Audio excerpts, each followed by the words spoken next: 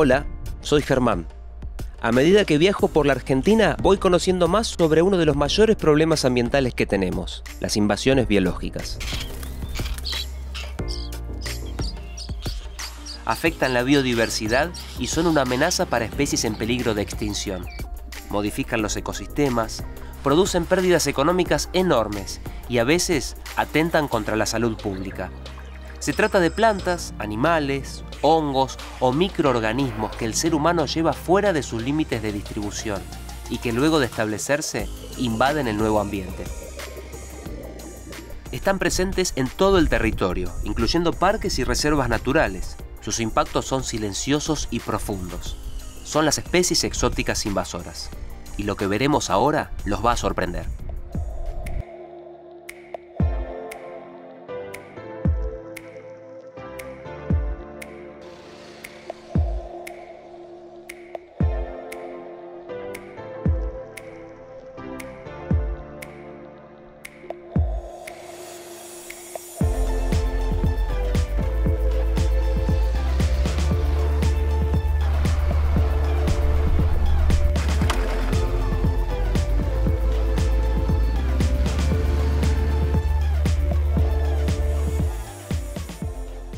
Las especies exóticas invasoras son la segunda causa de pérdida de biodiversidad a nivel global.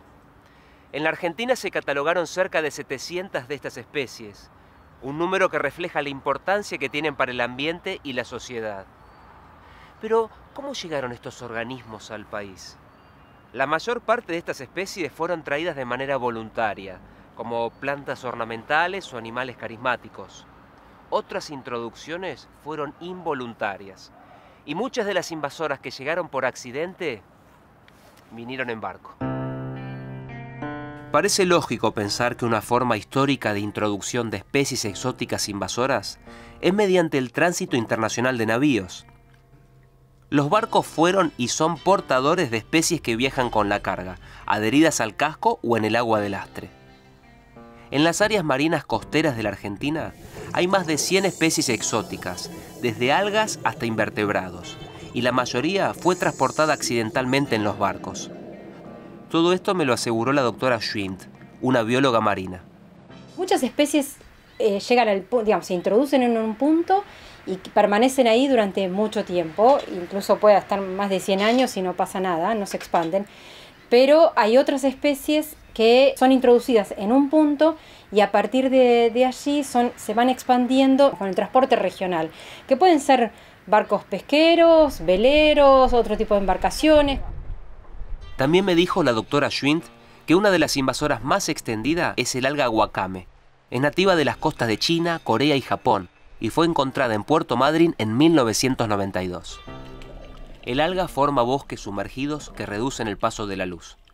Donde invade, disminuye la diversidad de algas nativas y afecta todo el ecosistema. Se estima que llegó incrustada en el casco de un barco y es probable que se siga dispersando de esta forma. Actualmente, el alga wakame se distribuye a lo largo de 1.800 kilómetros de la costa argentina. Agua.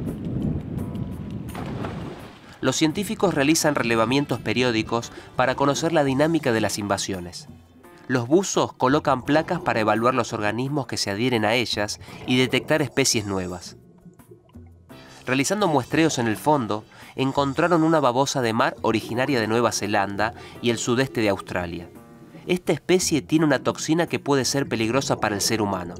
Veamos cómo es esto. En su área nativa se encontraron que estas babosas tenían una alta concentración de TTX, que es la tetrodotoxina, que es la toxina que tienen, por ejemplo, más conocida el pez globo. Es una neurotoxina. Hemos observado que la población de babosas de Puerto Madryn sorprende por su abundancia y por su capacidad de adaptación. Aquí las babosas tienen bajas concentraciones de TTX, la toxina de la que hablamos. En cambio, poseen altos niveles de otros tóxicos relacionados con la marea roja. Los científicos investigan de qué manera las toxinas de la babosa pueden pasar a otros organismos para determinar mejor su peligrosidad para las personas. Durante siglos, los puertos concentraron el intercambio de mercaderías y también, lamentablemente, el de muchas especies exóticas invasoras. Pero algunas introducciones accidentales fueron explicadas hace muy poco tiempo, aunque sus efectos se conocieron por décadas. Es el caso de un extraño mal que ataca a los cipreses de la cordillera y que podría amenazar a los alerces milenarios de la Patagonia.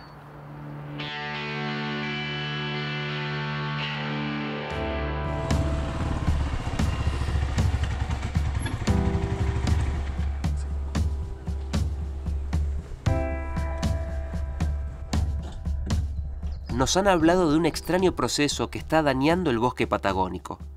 El llamado mal del ciprés es una enfermedad conocida desde hace tiempo. Se pone en evidencia cuando los cipreses comienzan a secarse y caer. La que investiga este tema es la doctora Gresbelin. Esto muestra claramente cómo la enfermedad comienza por las raíces. El patógeno lo que hace primero es matar los tejidos vivos y posteriormente entran otros degradadores que luego terminan pudriendo la madera de esta manera.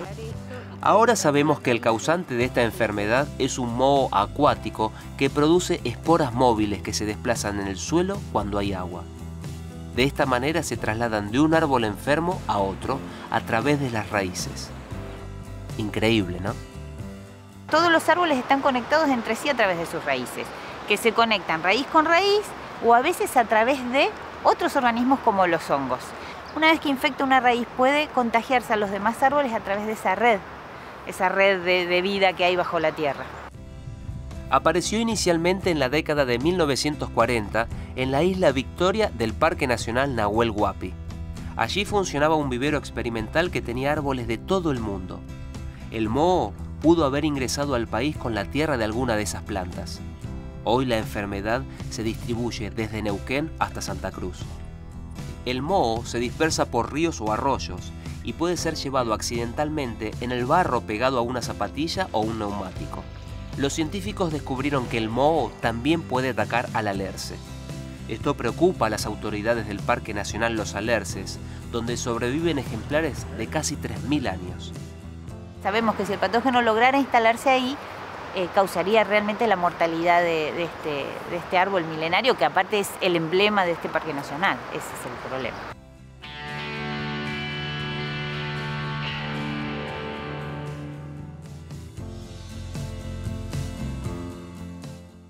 El moho que produce el mal del ciprés ingresó de manera accidental, quizá en la tierra de una maceta que traía un árbol desde otro continente.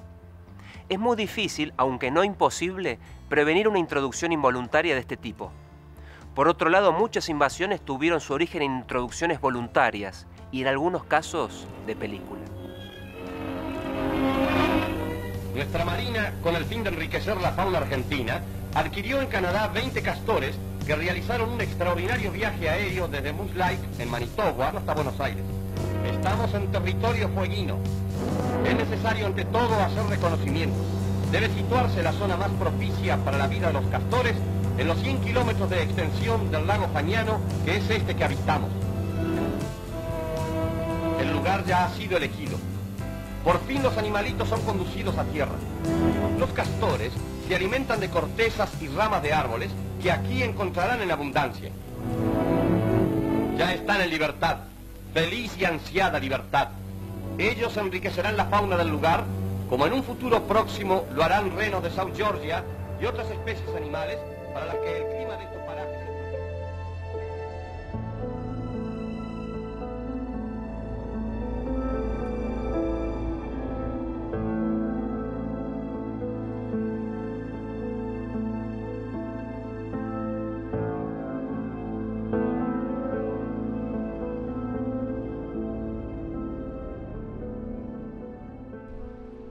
En 1946, a instancias del gobierno nacional, la Armada Argentina introdujo en la isla de Tierra del Fuego 20 castores canadienses, con la intención de enriquecer la fauna argentina.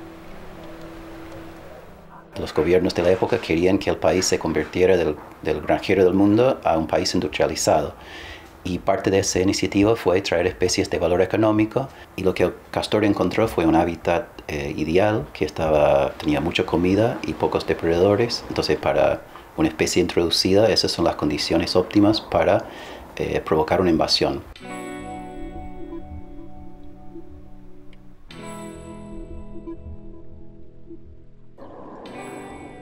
Los castores interrumpen pequeños ríos y arroyos con diques que les permiten elevar el nivel del agua y construir madrigueras seguras.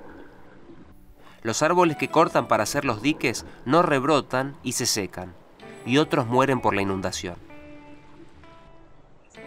En Canadá los árboles rebrotan luego del corte, pero las especies fueguinas no tienen esa capacidad. Sin enemigos naturales en Tierra del Fuego, los castores alteran los ríos y destruyen los bosques, restando hábitat para las especies nativas y generando un impacto enorme. En medio siglo, aquellos 20 castores se transformaron en 100.000 y nada los detuvo. Hoy ocupan todas las cuencas de la isla con un impacto que se extiende por más de 30.000 hectáreas. El doctor Anderson ha profundizado en este tema. Desde que se fueron los glaciares y la isla fue recolonizada por los árboles, el castor constituye el mayor cambio de ese bosque en los últimos 10.000 años y es equivalente a lo que se ha cosechado para leña y madera por parte de los humanos. Los castores generan pérdidas en las actividades productivas, en la provisión de servicios ecosistémicos y en el valor inmobiliario por más de 65 millones de dólares al año. Los castores fueron introducidos para que los pobladores tuvieran un recurso económico más en la región.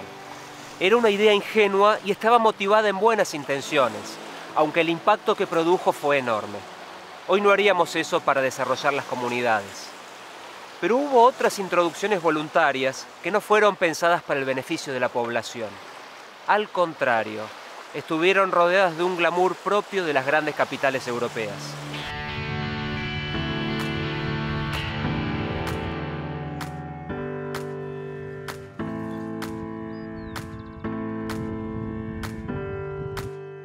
Viejos documentos nos dicen que la historia del ingreso de jabalíes y ciervos colorados se entronca con el auge de la Belle Époque en la Argentina. Y esto no solo abarcaba la ropa, los perfumes y la alta cocina, llegaba a influir incluso en la caza deportiva.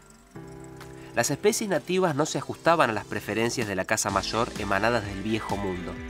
Algunos propusieron una solución. Si aquí no había las especies necesarias, entonces había que traerlas de Europa.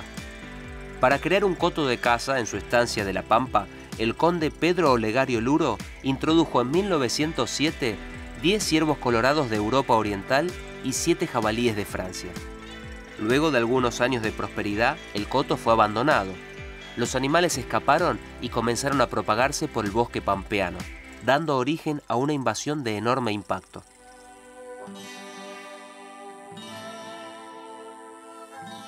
La caza de ciervos y jabalíes se transformó en una actividad económica, pero la dispersión de ambas especies afecta a la biodiversidad y a varias actividades productivas. La estancia fue convertida en reserva natural, aunque el impacto de jabalíes y ciervos sigue vigente. Si no me creen, escuchen al licenciado Titarelli. Hemos ido perdiendo especies nativas. Se perdió prácticamente el total de la población de ñandú. Desaparecieron las vizcachas hace 35 años, desapareció el guanaco hace 35 años más o menos también, maras no quedan más. El nuevo plan de manejo del área contempla la restauración del ecosistema, para lo cual se están reintroduciendo varias especies. En 2017 se realizó con éxito la introducción de un plantel de guanacos en el Parque Luro. La restauración de la reserva también implica el control de especies exóticas invasoras. Lo que hizo Luro en su momento ya está hecho, tuvo sus consecuencias a lo largo del tiempo y sigue teniendo sus consecuencias en los ecosistemas pampeanos, pero nosotros tenemos la obligación de conservar lo nuestro, nuestras especies nativas, que hay varias que tienen sus problemas de conservación, y en los lugares donde es necesario controlar exóticas. Eso debe ser nuestra obligación y prioridad.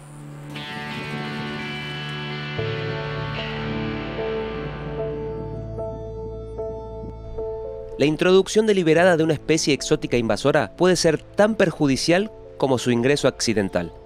Algunas invasiones tienen su origen en especies traídas para su cría comercial, que ante el fracaso de la actividad escaparon o fueron liberadas. Este es el caso de la rana toro.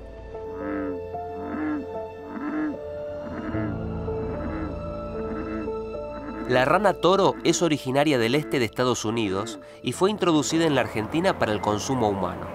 En la década de 1980 proliferaron los criaderos de rana, pero la actividad no funcionó y sobrevino el fracaso económico. Recurrimos al especialista Walter Prado para que nos explique esto. Los criaderos cerraron, muchos de ellos liberaron a las ranas y en otros casos las abandonaron los criaderos y las ranas se fugaron. Las ranas toro se encuentran en las provincias de San Juan, Mendoza, Córdoba, Buenos Aires y Misiones. Llegan a pesar cerca de 1 kilogramo y viven en ambientes variados y condiciones climáticas diversas. Son carnívoros generalistas que depredan sobre otros anfibios, pichones de pájaros, pequeños mamíferos, todo lo que le quepa en la boca, el animal lo consume. Los científicos están investigando el impacto que las ranas toro pueden tener sobre los anfibios nativos. Estos efectos pueden darse a través de la predación, es decir, la rana toro se alimenta de las especies nativas y también por competencia por alguno de los recursos. Puede ser un recurso alimenticio, puede ser otro recurso de hábitat. Sin embargo, las ranas toro representan un peligro mucho mayor. Ellas son portadoras del hongo Chytridio, que produce una enfermedad letal para muchos anfibios. Y está reportado en algunos lugares del mundo que al ingresar la rana toro a estos ambientes lleva esta enfermedad y enferma a las poblaciones nativas de anfibios de esos ambientes. Adicionalmente a esto se sabe que este hongo causó extinciones masivas, sobre todo en especies de Centroamérica, entonces la rana toro es un peligro en ese sentido. Esto ocurre en un contexto mundial en el que el 45% de las especies de anfibios están declinando y más del 30% estaría en peligro de extinción.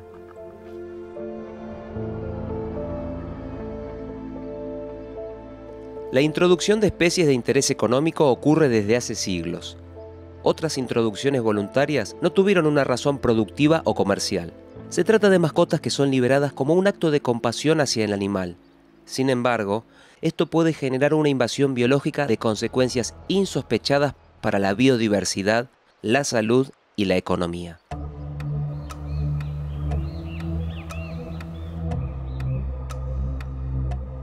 Las ardillas de vientre rojo aparecieron en la década de 1970 a partir de unos pocos animales que se liberaron en la localidad de Jáuregui, partido de Luján. A partir de esa población, las ardillas fueron llevadas por las personas a otras regiones. En la actualidad existen 10 focos de invasión, 1 en Córdoba, 2 en Santa Fe y 7 en Buenos Aires.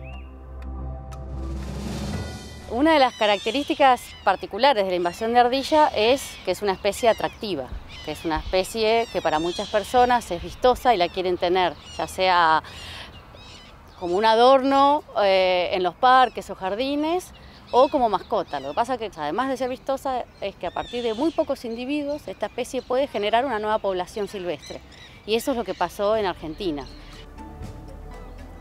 Las ardillas necesitan roer para gastar sus dientes y lo hacen con distintos materiales. En la localidad de Flandria, la empresa de telefonía está cambiando los cables principales por otros reforzados debido al impacto de las ardillas. Esto implica un aumento del 50% en el costo de los materiales. Las ardillas también producen pérdidas en los sistemas productivos. En esta plantación de kiwi se deben realizar inversiones permanentes para reparar la infraestructura dañada. Este es el daño que produce la ardilla sobre las mangueras de riego. Como ven, roe toda la manguera hasta obtener el agua, sobre todo en la época de verano, cuando el verano es muy seco, fue cuando más daño produce. Las ardillas descortezan los árboles, generando problemas crecientes en el sector forestal. Se calcula que podrían reducir la producción de eucaliptos entre un 20 y 30%. Actualmente la expansión de la ardilla está alcanzando niveles preocupantes. Una de las principales amenazas al día de hoy es su cercanía a la zona del delta del río Paraná, que es una región muy rica en cuanto a biodiversidad por los ambientes que protege y también desde el punto de vista productivo es muy importante porque hay muchas plantaciones forestales y también frutales. Además del impacto productivo, desde el delta podrían expandirse hacia los bosques del norte argentino. su efecto sobre las especies nativas podría ser devastador. Las ardillas pueden convertirse en un problema tanto para la biodiversidad como para diversos sistemas productivos. Sin embargo, son vistas con agrado y muchas personas creen que llevar una ardilla a su comarca no traerá consecuencias. Otro grupo importante de invasiones tuvo un origen similar, las plantas ornamentales, que aunque parezcan completamente inofensivas, pueden llegar a reemplazar ecosistemas enteros.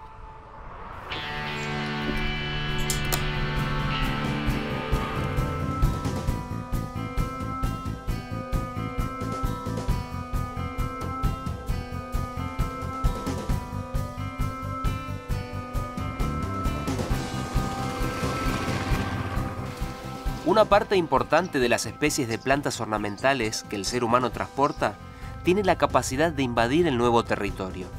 En la Argentina existen decenas de plantas ornamentales invasoras, como la rosa mosqueta o la retama. Los lirios, por ejemplo, transforman humedales ricos y diversos en un tapiz homogéneo de una sola especie.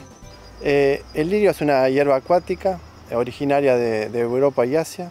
Y el tema es que tiene una gran capacidad de propagación, básicamente produce muchas semillas y además tiene la posibilidad de propagarse de una forma vegetativa a través de los rizomas. Es difícil reconocer que las invasiones de plantas ocasionan problemas. Sin embargo, reducen la biodiversidad y empobrecen gradualmente los ecosistemas. Además, su control se vuelve más difícil y costoso a medida que pasa el tiempo. Por ejemplo, el caso del lirio amarillo. Nos damos cuenta que si hubiéramos detenido al lirio amarillo hace 50 años, esto hubiera sido una operación de 30 personas, 20, X pesos. Hoy deberíamos tener un ejército y un presupuesto de un ministerio para controlar esto.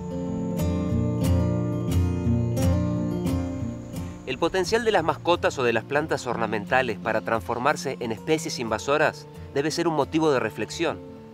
Cada persona puede convertirse en un dispersor de especies sin darse cuenta. Afortunadamente, hoy se puede conocer el potencial invasor de un ser vivo. De esa manera es posible evitar su ingreso al país o controlar su difusión y cultivo. El objetivo último de controlar las especies exóticas invasoras es, en definitiva, proteger a los ecosistemas y su biodiversidad.